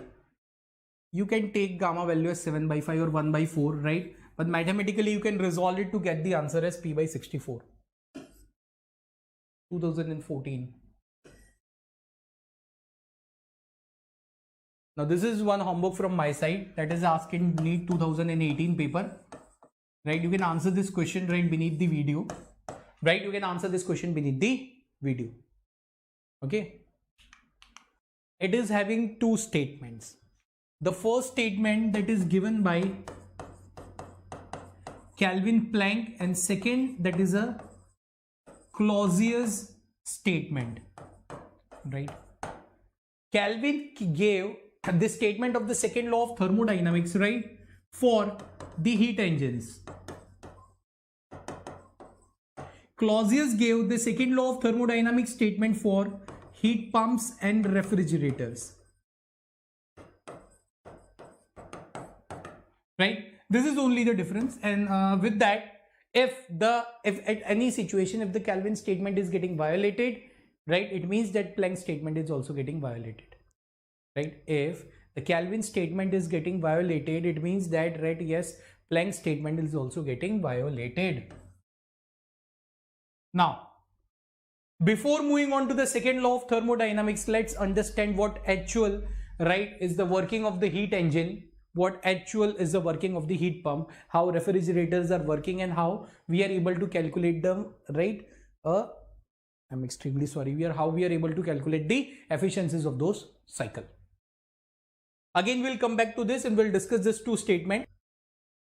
What is a right working of a heat engine? Very simple. There is one source, there is one sink. Naturally, source is at the higher temperature, sink is at the lower temperature, then we are completely, right, sure about it that heat always flow from the higher temperature to the lower temperature. Heat always flow from higher temperature to the lower temperature. Now in this case, what will happen? Right? In this case, what will happen? Whenever the heat flows from the higher temperature to the lower temperature, right, we are getting some specific work done. That is heat engine. Reverse phenomena, heat pump or refrigerator. There is a slight difference between heat pump and refrigerator, but generally from a theoretical point of view, we are considering both, right, both as the same. Why? Because both are having the same motive, right, to pump out the heat from the specific area. You can see this visualization, right? There is one piston attached, right, and it is performing the rotatory motion. Okay. So whenever, okay, apart from this, let's move on to the Rather than this, let's move on to the simple diametric explanation of it. Heat engine.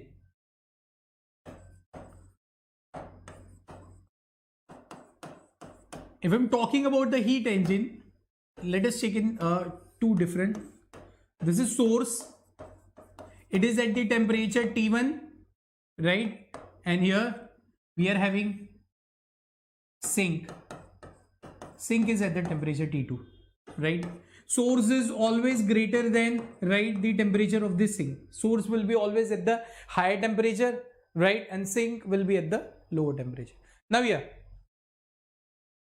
right, heat, whenever there is a temperature difference, whenever there exists a temperature difference, either between system or surrounding, or between the two objects or two parties, right, whenever, right, okay, then heat will flow from the higher temperature to the lower one. So here, there exists a temperature difference between the source and sink, yes. So it means heat will start flowing from higher temperature, right, to the lower one. At that point of time, right, when this heat engine was about to get invented, we thought, let's take advantage of this natural flow. Let's take an advantage of this natural flow. Suppose if two bodies are brought in contact with respect to each other, one is at the higher temperature, second is at the lower temperature, obviously heat is going to flow from higher to lower one. Let's take an advantage of this natural process. Are we not taking the advantage of any hybrid, hydroelectricity, are we not taking any advantage of whatever the water is flowing? We are not able to, we are generating the electricity from that, na? We are naming it as a hydropower. Like from water we are generating the electricity. Now this is one of the natural resources, right? The same thought we had while we were dealing with the heat engine. If this is at the higher, this is at the lower one, then why should we not take an advantage of it, right? Okay, why can't we have a useful work from it?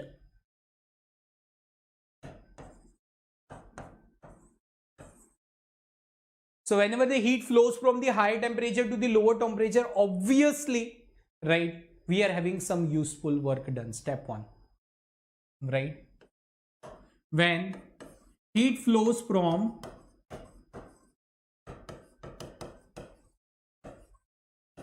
higher temperature to lower temperature,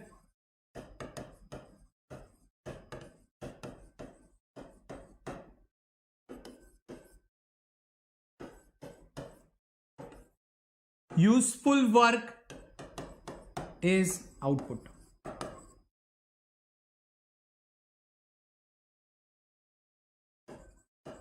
Useful work we get. Suppose let us take an example, the Q amount of the right heat that is right moving on from the source, W amount of the work is done, Q is getting immersed into the sink.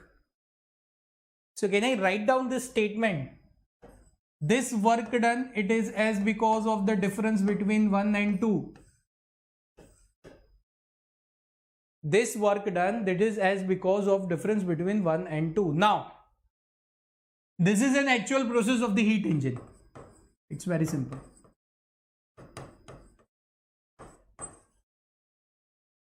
There might be some efficiency. See, whenever we are dealing with any kind of the cycles or any machinery things, right, we always used to consider the efficiency. And it is for sure, it is a very simple thing also. Whenever you are giving input to something, to someone, you are expecting an output. And as of human nature, we always expect 100% as an output, right? So yeah, if it is giving something, right, we are getting something as an output. What is an efficiency? Efficiency, can we say output whole divided by input, right? In the heat engine, can we are we not getting the output as a work done? We are getting output as work done or not? Yes, we are getting the output as a work done. So efficiency, that is equal to output by input. Output is a work done. This is heat supply. This is an actual formula of the efficiency. What is the work done? Can I say it is Q1 minus Q2 whole divided by Q1, right? So this is the formula of the efficiency of the cycle. Another formula of the efficiency in terms of the temperature is this, right? This is Okay, T2 you all are aware of. T2 is the temperature of sink and T1 is the temperature of the source. T2 is the temperature of sink and T1 is the temperature of the source, right? So this is the formula of the efficiency of the heat engine. As you all are aware of, efficiency is never 100%. As you all are aware of, efficiency is never the 100%, right? So this is what all about the heat engine is. We are getting input as Q1. See, this is a natural thing is going on, right? Naturally, it doesn't mean the heat engine is a kind of the natural resources. No, right? From source and sink, source and sinks are connected. Heat is flowing from source to sink. We are getting a specific output. That much simple is it is. But if we are talking about the heat pumps, then this is the reverse phenomena, right? Okay, this is the reverse phenomena of heat engine.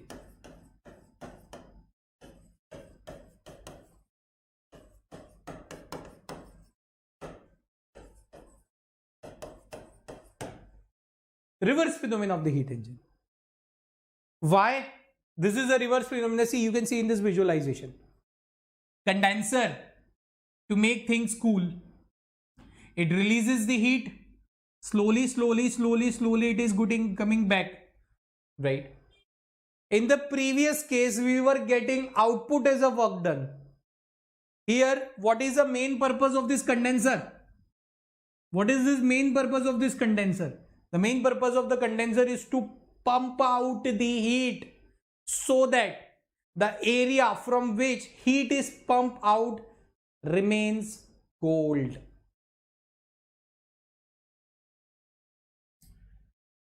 Right? This is in another, this is not actually, right? This is one of the examples, right? Condenser is C. Condenser is pumping out the heat, right? And we need to add some useful work, right? To maintain the temperature. Now let's see this, right? See, again I'm taking, this time I'm taking sink, this side with the temperature T2, and I'm taking source at this side. Now, what is the main purpose of the heat pump? What is the main purpose of the heat pump? To pump out the heat so that temperature of sink remains cool. What is the natural thing? From higher temperature to the lower temperature, heat flows. But reverse phenomena of that, right? Reverse phenomena of that. We need to maintain the temperature of this sink. But as of the sources at the higher temperature, continuously we are getting some input. And if we want to maintain the temperature of this sink, then what we will do? We will continuously pump out that receiving heat. Continuously the heat, right, will be pumped out and the temperature of the sink will get maintained. Best example of this is a refrigerator. The inside temperature of the refrigerator is maintained at -9. And whenever, if you have, see, a refrigerator is that kind of the device is present in everyone's home. It is a kind of the electronic appliance, right? It is a mandatory and it is needful also, right? So whenever you will if you have enough time, just move on to the kitchen wherever it is kept, right? Okay, just open the door of the refrigerator. You will maintain a cold. You will feel a cool environment. But when you will move on to the back side of the refrigerator now, right, one thing you will analyze, right? You will hear a voice of like that. That voice itself states that, right, the machine inside is continuously pumping out the heat in the surrounding. The back part is warm. The back part of the refrigerator is warm. Why?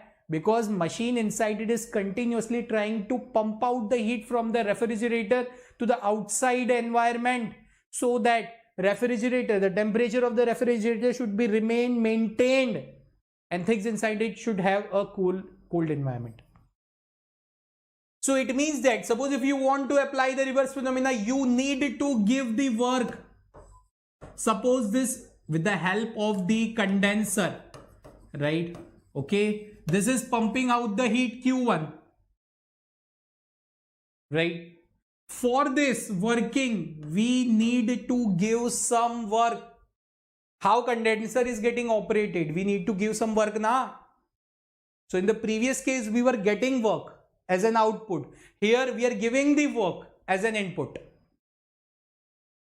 right? Yeah.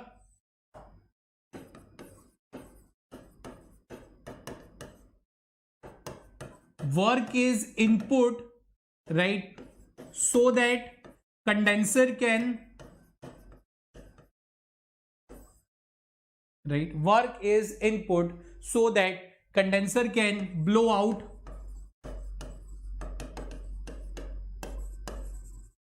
the heat, right? It can pump out the heat. So here we are having coefficient of performance. Here we are not having the right efficiency, we are having the coefficient of performance, that is Q, that is pumped out, whole divided by input. Q, that is pumped out, whole divided by input, right? And suppose a resultant of this two, it is getting added into the source. So here can we write down it as Q2, that is equal to Q1 plus W, right? So this coefficient of performance, this is a symbolic notation of coefficient of performance, that is Q, right? That is pumped out, or in another sense, coefficient of performance, that is equal to, right, Q that is pumped out is Q1 whole divided by W is equal to Q1 minus Q2. This is the value of the coefficient of performance. And this is how the heat pump works. So on basis of heat pump and heat engine, right, Kelvin and Clausius gave two most important statements. Kelvin and Clausius gave two most important statements. Now let's move on, right? Let's move on to that two statements of the second law of thermodynamics, right? Both statements are same, right? There is just an grammatical. Okay, Kelvin said that it is impossible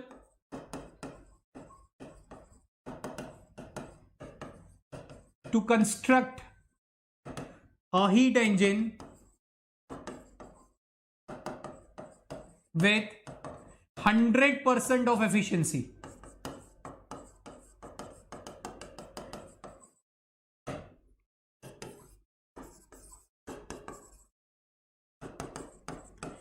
It is not possible, right, to construct an engine that is having the 100% of efficiency. It means that it is not possible that whatever the heat is flowing on from the source to sink, 100% of it is getting converted into the work done. No, it is not possible, right?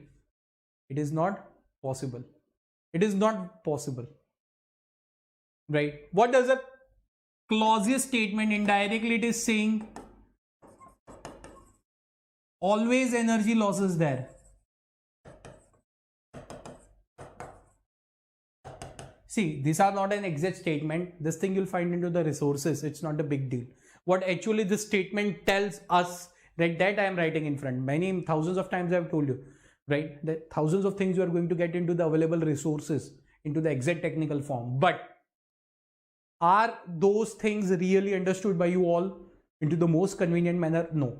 So whatever the physics that I am representing in front of you all, right, it is like that. It is represented that way that it should be easy to understand, right?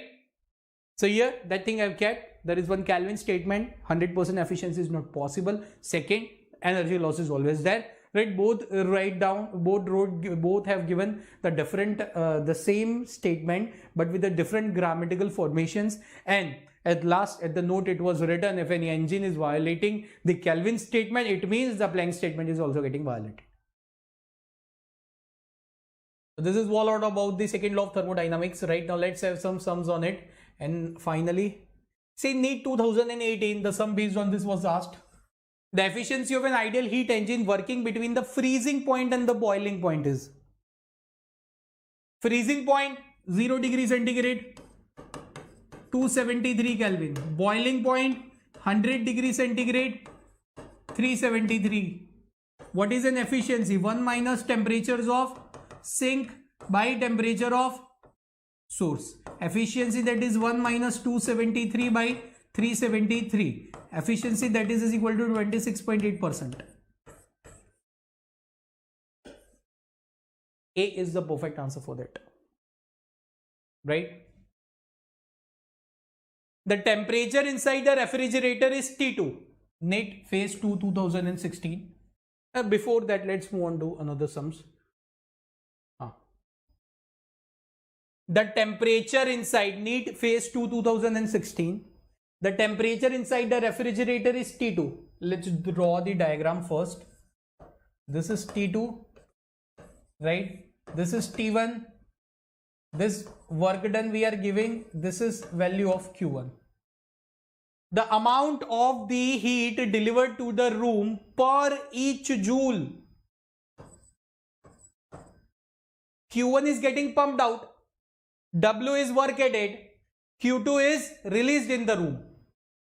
Why it is released in the room? To maintain the temperature of the sink. This is a question of heat refrigerate. What we need to calculate?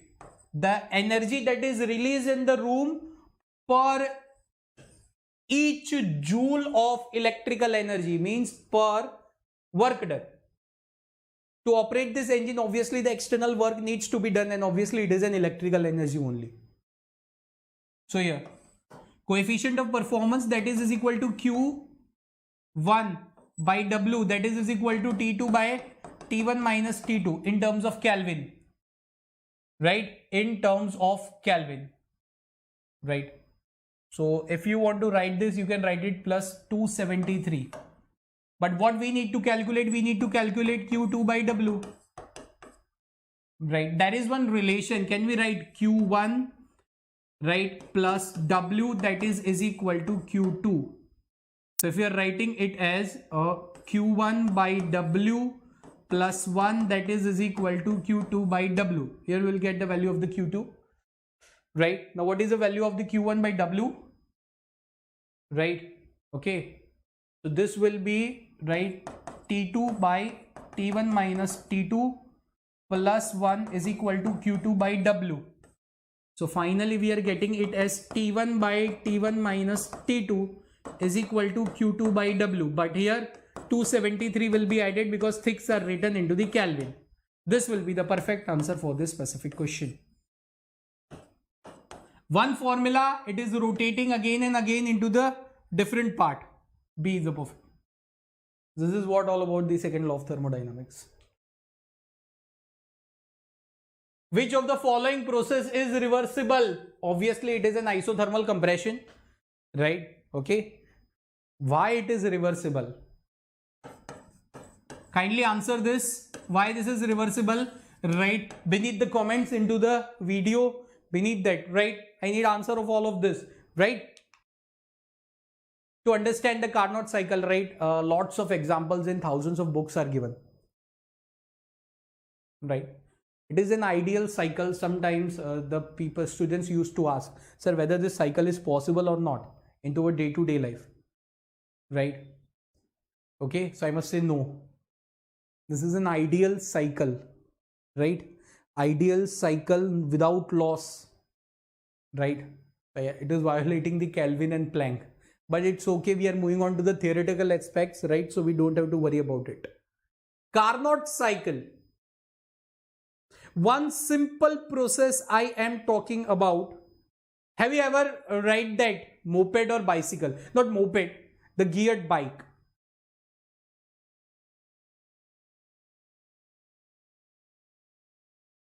You are having 6, some bikes are having 5 gears. 1, 2, 3, 4, 5 like that.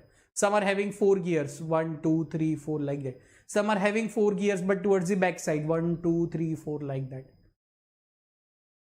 Right. I'm not talking about the gears. I'm talking about that how engine is made. How many strokes the engine is having. To understand the Carnot cycle, right, I'm going to show you all one process, right? The process of the four-stroke engine, right? The process of four-stroke engine. There is one combustion chamber, right? Piston is there, right? Here we are having outlet wall. Here, right, we are having inlet wall, right? At one side we are having outlet wall, at one side we are having inlet wall. Yes, I'm talking about that four-stroke engine that you are daily used to, right, in your using in day-to-day life, that vehicles. Some vehicles might contain four-stroke engines, some might. Stroke doesn't means gear. No, stroke means in how many stages the cycle is getting operated, right? A simple four-stroke engine. I am giving you all the the example of the four-stroke engine to understand the Carnot cycle. It is an analogy to understand this, because Carnot is also having the 4 stages, and this engine is also having the 4 stages. That's why I am telling you all. Stage 1, right? The fuel is getting inside the combustion chamber.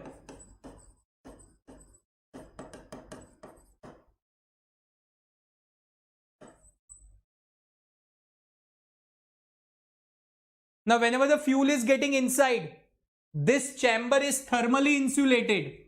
You all are aware of.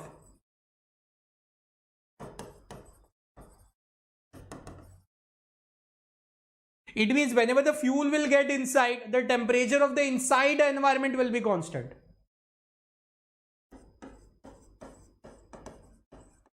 It is a first stage, isothermal expansion of the fluid. Now, second stage, inlet wall gets closed. Now piston will start its working. I'm sorry. Rapidly it compresses the fluid or expands. Compression, expansion, like this way. Let us take an example, right? Instead of a fuel, you are taking the rubber pad, right? Rapidly this thing is going on, right? Why this rapidly thing is going on? Because four-stroke engine generates, right, the spark, or in another sense it generates a power on which, right, the vehicles are working. The vehicles get energy from this part.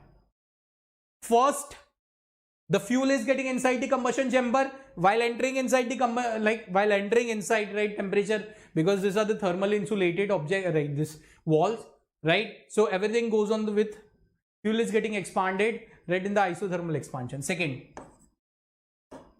process is quite rapid, right? So that there is no time for heat exchange.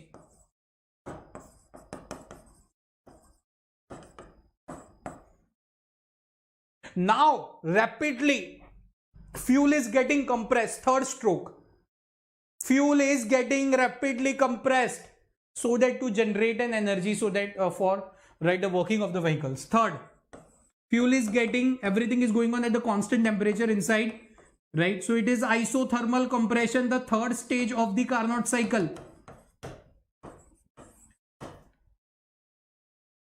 Compression is so much rapid, right, that the system is not having time to exchange the heat. The fourth stage, adiabatic compression. This was just an example, and finally, right, when the pistons moves up, the appropriate power is generated, right? The dirt goes out through the smoke, the outlet is removed from the smoke. Okay, so this is one of the example, right? The waste is removed like this way. This is one of the simple examples, right? Very simple example, and the four-stroke engine is an analogy, right, given by, okay, proposed by me, so to understand the 4 stages of the Carnot cycle. So now we are completely aware of, we are having the 4 stages of the Carnot cycle. First stage, that is isothermal expansion. Isothermal expansion. Right? It means that here the temperature is P1 V1, second part it is P2 V2, and that is equal to constant. In this case, work done, it is defined as 2.303 nRT log of V2 by V1. The first stage of the Carnot. What is the second stage of the Carnot engine? Adiabatic expansion. In this stage, the net heat flow is 0. So here the work done will be in between, see this is second to third, right? This is first to second. So here work done is equal to P2 V2 minus P3 V3, right, whole divided by adiabatic index minus 1.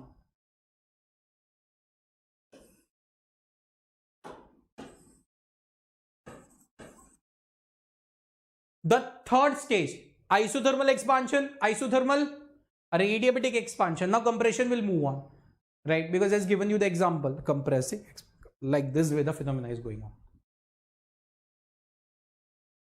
The 4-stroke engine is only an analogy and presented example. Please don't hit it into the mind, right? Because there are some limitations in that. We can't exactly compare 4-stroke engine to, right, the Carnot, but there are some limitations of it. But through an analogy, it is good. Third is isothermal compression. Here we are having the equation as P2 V2 raised to gamma, P3 V3 raised to gamma. Isothermal compression. For isothermal compression, right, isothermal compression states that, right, it is P3 V3, this is going on from 3 to 4, P3 V3, that is P4 V4, and that is equal to constant. And work done in this case, it is a compression, right? So work done, it is negative of 2.303 nRT log of, right, V4 by V3. The fourth stage of the Carnot is adiabatic compression.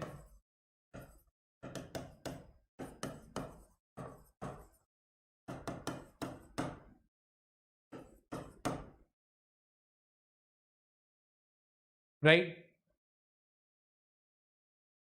Adiabatic compression. 4 to 1. Okay, the process is getting completed. Work done is equal to P1 V1. I'm sorry. Right, P4 V4 minus P1 V1 whole divided by gamma minus 1. P4 V4 to the power gamma is equal to P1 V1 whole to the power gamma is equal to constant. From all of this, right, the efficiency of the Carnot engine is given like this way. That's okay. Right, this is the efficiency of the Carnot engine, and this is what the entire cycle is all about, the 4 stages. Right, this is only the why I kept the 4-stroke engine, right? Because 4-stroke engine is only the way, right, the best way, right, as an analogy to understand this concept. Right, Carnot engine having the efficiency 1/10 as of the heat engine is used as a refrigerator. This question is asked in 3 times, NEET 2 times, NEET 2017 cancelled. It might be possible that it is cancelled, that's why it's asked in 2017. A Carnot engine having the efficiency of 1/10 as heat engine. Efficiency of the Carnot engine is 1/10. It is used as a heat engine. Suppose it is used as a refrigerator. If the work done on the system is 10 joule. Work done on the system is 10 of joule. The amount of the energy absorbed from the reservoir, right, amount of the energy absorbed from the reservoir at the lower temperature is what? Amount of the energy that is absorbed from the reservoir. Okay, it is what? Right, amount of the energy that is, right, amount of the energy, right, that is absorbed. So first of all, yeah, the efficiency, right, efficiency is, right, efficiency is what? 1/10. So first of all, if it has been used, the efficiency is as a heat engine. So can I say efficiency, that is work done whole divided by Q, right? Work done, that is whole divided by, here work done is 10 joule. So Q, right, that is work done by efficiency. Efficiency is 1 by 10. And here it is 10 joule. So 10, 1 by 10, right? So Q, that is equal to 100 joule. This much amount of the heat, right? What does this say? This is output by input, right? Input is 100 joule, right? When the Carnot engine, see, efficiency of the Carnot engine was 1 by 10 when it was using as the, Carnot engine having an efficiency of 1 by 10th of the heat engine, right? If heat engine is giving 60, then Carnot engine gives 1 by 10th, right? In that, work done is 0. Now suppose if Carnot engine is used as a refrigerator, suppose this is a refrigerator, this is a sink T2, right? This is a source T1. Here we are getting the value of the Q1. Here we are giving the work done, and here we are getting the Q2. So this Q value that we are getting from this efficiency is the amount of the heat that is released in environment.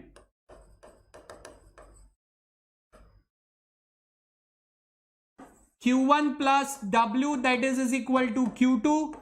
Q1 is equal to Q2 minus W. What we need to calculate the amount of the energy that is absorbed from reservoir,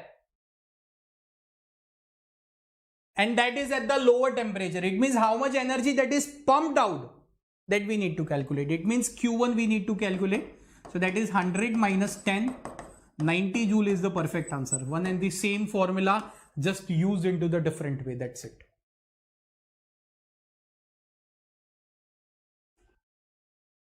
Now let's move on to the next sum, right?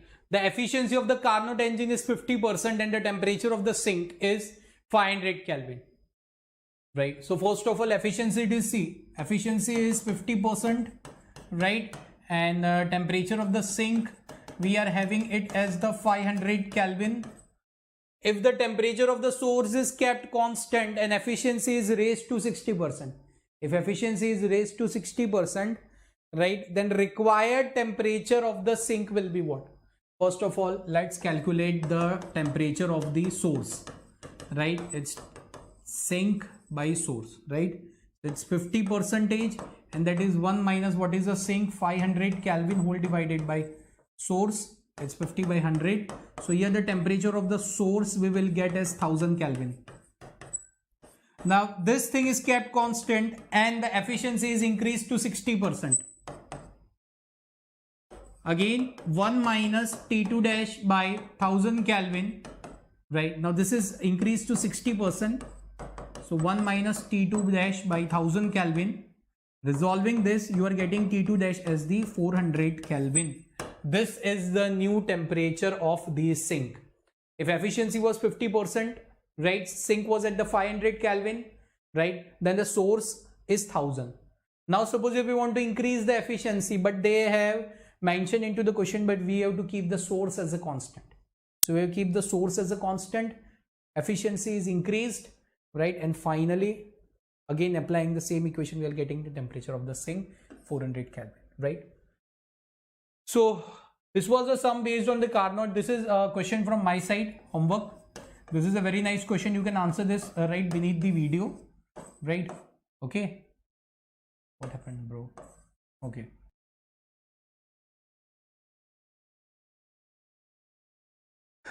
So students, right, this was all about the thermodynamics, and that includes some of the basic theories of the kinetic theory of gases. Right? Generally, it is explained within this only. Okay, and some of the students might be saying, sir, why you are taking the one-shot classes? Why you not taking the regular lectures? But we are planning that stuff. Soon things are going to come upon. We are planning it hard, and soon things are going to come upon. Right? Soon things are going to come upon. Okay, we are planning it hard. Okay, guys. So this was all about the thermodynamics, and this is. Right, we'll be waiting for all of your feedbacks beneath the video. This is Indrajit Singh signing off from the desk. Right, bye bye. सत श्री अकाल and नमस्ते from my side बच्चा जी. Bye everyone, stay at home, stay safe, stay healthy amidst the pandemic. Bye बच्चा जी.